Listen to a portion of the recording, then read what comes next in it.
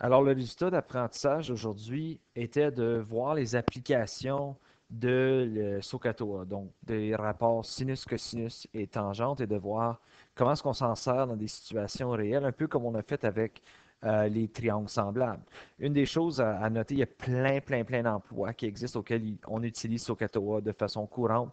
Un des exemples, c'était chez les arpenteurs, donc vous avez sûrement déjà vu cette petite machine-là là, que la demoiselle a là ici. Donc, des tachéomètres et des clinomètres peuvent être utilisés pour déterminer les angles pour calculer des longueurs. Donc, c'est un des outils qui est utilisé et vous avez sans doute déjà remarqué ces outils-là. Pour commencer, par contre, on a une petite définition, des petites différenciations à faire. Parce que ça se peut dans tes exercices que tu vois le terme angle d'élévation et angle de dépression. Donc, un angle d'élévation, c'est toujours par rapport. Ben, les deux sont par rapport à l'horizontale, mais un angle d'élévation, il part de l'horizontale et il monte vers le côté, et un angle de dépression, il part de l'horizontale et il descend. OK? Donc, on part toujours de l'horizontale pour un angle d'élévation et un angle de dépression. Donc, il y a des gens qui pensent toujours que ça ici, c'est un angle de dépression, mais ça, ce serait faux parce que ça part du vertical. Donc, un angle de dépression, c'est simplement que je pars de l'horizontale, mais je descends. Un angle d'élévation, je pars de l'horizontale et je monte. Alors, passons au premier exemple.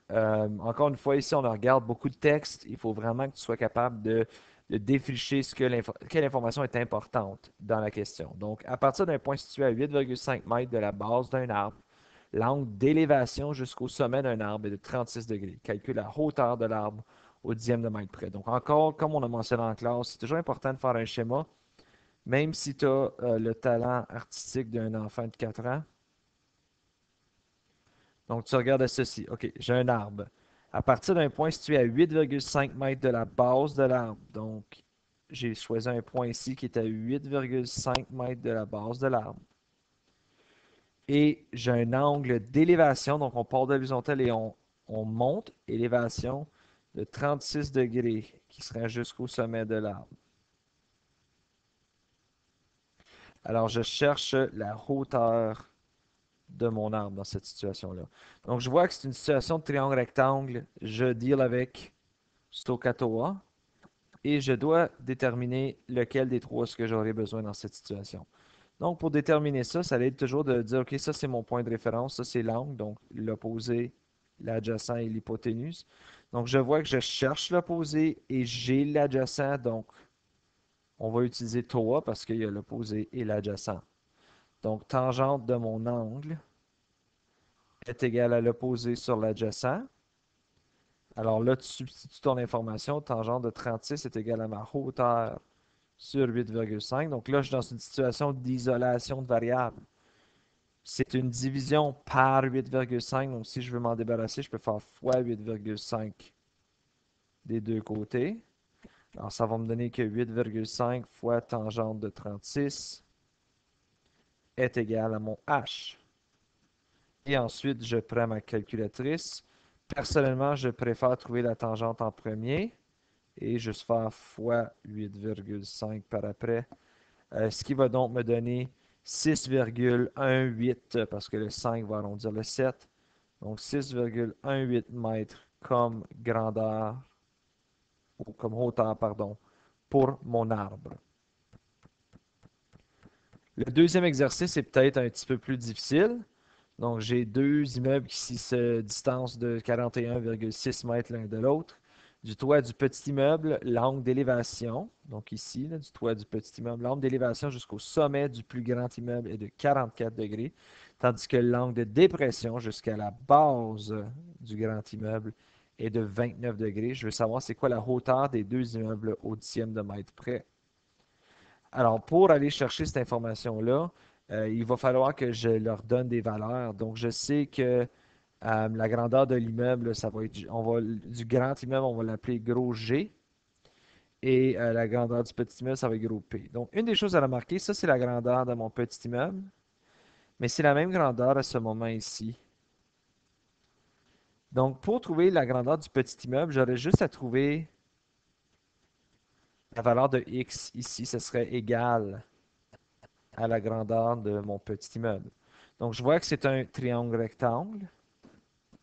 Alors, ici aussi, regardez, ça c'est 41,6 mètres. Mais ça aussi, c'est 41,6 mètres parce que c'est la distance entre les deux bâtisses. Alors, je vois que j'ai mon angle ici. C'est un triangle rectangle, donc je sais que c'est SOHCAHTOA que je vais devoir utiliser.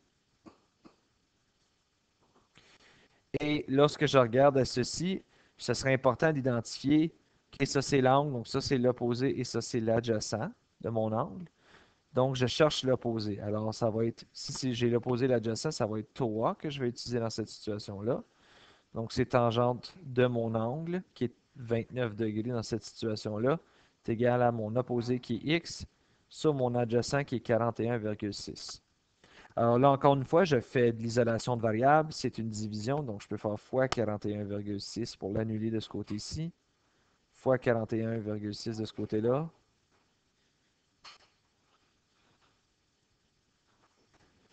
Alors j'ai que 41,6 fois tangente 29 serait égal à la valeur de mon x.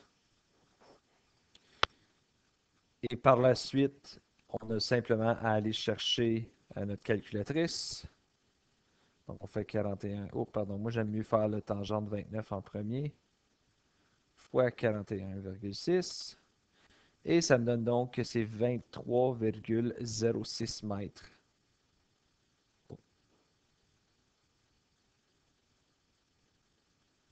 comme valeur pour mon petit immeuble ici. Donc ici, j'ai 23,06 mètres. N'empêche que je ne peux pas trouver mon grand immeuble. Mais ce que je peux faire, c'est aller chercher ceci et additionner ces deux montants-là. Donc ceci, on va l'appeler Y, cette valeur-là. Alors, je vais encore une fois opposer adjacent hypoténuse. Donc, je cherche encore une fois l'opposé connaissant l'adjacent qui est 41,6, puis mon angle est 44 degrés. Donc, dans la deuxième situation, je vais avoir que tangente de 44 est égale à mon opposé sur 41,6. Donc là encore, comme tantôt, je vais isoler, je vais faire fois 41,6. Donc, j'ai que 41,6 fois tangente 44 est égal à mon côté Y. Et à la fin, je n'ai qu'à faire les calculs dans ma calculatrice. Donc, tangente 44 fois 41,6, ça me donne donc 40,17 mètres.